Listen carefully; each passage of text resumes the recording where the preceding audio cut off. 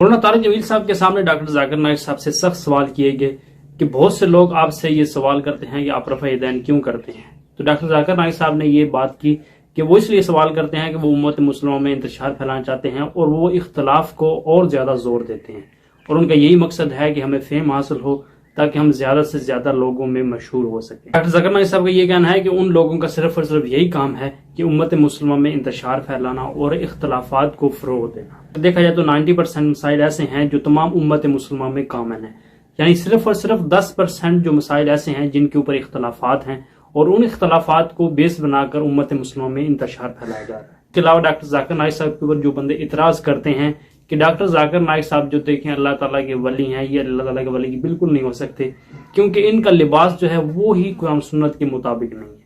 یعنی ان کا لباس جو ہے وہ ٹائی ہے، پینٹ کوٹ، اس طرح کا وہ لباس پہنتے ہیں تو وہ شریعت کے مطابق اپنی زندگی نہیں گزار رہے، تو لہٰذا وہ اللہ تعالیٰ کے ولی بالکل نہیں ہے. تو اس طرح کے سوال مولانا طارق جمیل صاحب کے سامنے ڈاکٹر ذاکر نائک صاحب سے کیے گئے. ڈاکٹر ذاکر نائک صاحب نے ان سوالات کے بہت اچھے طریقے سے جوابات دیے. میں چاہتا ہوں سب سے پہلے ویڈیو دیکھیں، اس کے بعد بات کریں. کہ میرا سوال یہ، میں نارملی کوٹ اور سوٹ اور پینٹ پہننا پسند نہیں کرتا، لیکن جو چیز آپ کو پسند نہیں آپ کرے اللہ کے لیے، تاکہ جب میں دعوت دیتا ہوں تو غیر مسلم جب امریکہ میں دیکھتے ہیں ارے یہ سوٹ بوٹ ہے، پھر ٹائی ہے، ٹھکنے کے اوپر جوکر لگتا ہے اور پھر وہ کوٹ کر رہا ہے، بائبل کوٹ کر رہا ہے، ہندو اسکرپچر، تو اس سے دروازے کھل جاتے ہیں.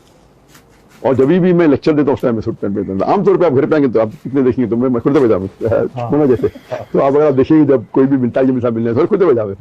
خالی اگر باہر جب تقریر کرنے جاتا ہوں اور لوگ دیکھتے ہیں تو بھی سمبل بن گیا ہو. تو جو چیز پسند نہیں بھی آپ کرتے اللہ کے لیے تو اس میں قبولیت ہوتی ہے. اور یہ غلط فہمی ہے کہ حرام ہے، لیکن اگر جو چیز حرام ہے اس کو دعوت میدان کرنا غلط ہے. حرام کا آپ کوئی بھی غلط چیز کا اختیار نہیں کر سکتے، آپ دعوت کرنے کے لیے بھی، یہ الاؤڈ نہیں اسلام. پاکستان جیسے ملک میں پبلک سیشن رکھ دیتے ہیں، یہاں پہ تو لوگ آپ سے ایسے سوال بھی کرتے ہوں گے اور کریں گے کہ جس میں صرف دوسرے فرقے کو نیچ دکھانا ہو، تو ایسی صورت میں آپ کیسے ہینڈل کرتے ہیں، کیسے ہینڈل کریں گے؟ تو ایسے وقت میں ہمیں حکمت سے جواب دینا پڑتا ہے، کیونکہ ان لوگ جان بوجھ کے سوال پوچھتے ہیں، نہ کہ انہیں جواب نہیں پتا. جواب پتا ہے پھنسانے کے لیے اور اختلاف پیدا کرنے کے لیے، انہیں مزہ آتا ہے اختلاف کرنے کے لیے، جان بوجھ کے پوچھیں. اگر پتا ہے کہ ذاکر بھائی ایسا رفتن کرتے تو رفتن کرنا چاہیے، نہ سمجھے نا.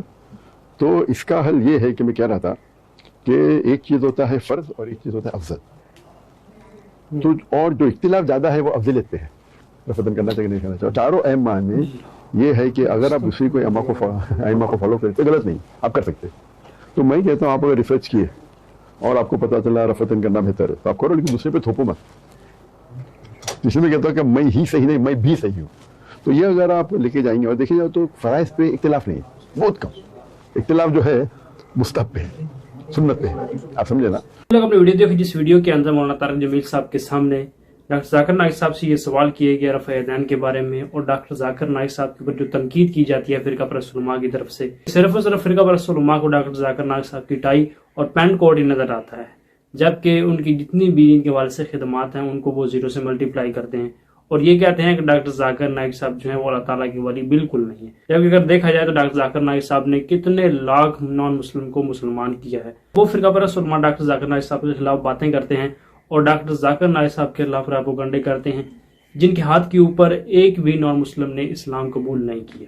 اور وہ فرقہ پرست علماء ڈاکٹر ذاکر نائک صاحب کو نبی کریم صلی اللہ علیہ وسلم کا غستاخ سمجھتے ہیں. پہلے کوئی فرقہ پرست علماء کے آپ ذہنوں سے حساب لگا سکتے ہیں کہ کیسا تعصبانہ ذہن ہے کہ اپنے علاوہ اپنے مسلک کے علاوہ یہ کہتے ہیں کہ دوسرے تمام جتنے بھی کلمہ کو مسلمان ہیں وہ تو گستاخ رسول ہیں، اور صرف ڈاکٹر ذاکر نائک صاحب کی پینٹ اور کوٹ ان کا نظر آتا ہے، جبکہ دین کے حوالے سے ان کی جتنی بھی خدمات ہیں ان کو بالکل نہیں مانتے اور یہ کہتے ہیں یہ تو نبی کریم صلی اللہ علیہ وسلم کا گستاخ ہے، اس کے تو صحیح عقائد ہی نہیں ہے. اور ڈاکٹر اشرف حسن جلالی صاحب نے تو ڈاکٹر ذاکر نائک صاحب کو مناظرے کے چیلنج بھی کر دیے ہیں، جبکہ اگر دیکھا جائے ڈاکٹر ذاکر نائک صاحب کا یہ بالکل ٹاپک ہے ہی نہیں کہ لوگوں سے مناظرے کرنا. ڈاکٹر ذاکر نائک صاحب تو صرف اور صرف نان مسلم، کرسچن اور دیگر جتنے بھی ریلیجنز کے لوگ ہیں ان کے ساتھ ڈیبیٹ کرنا.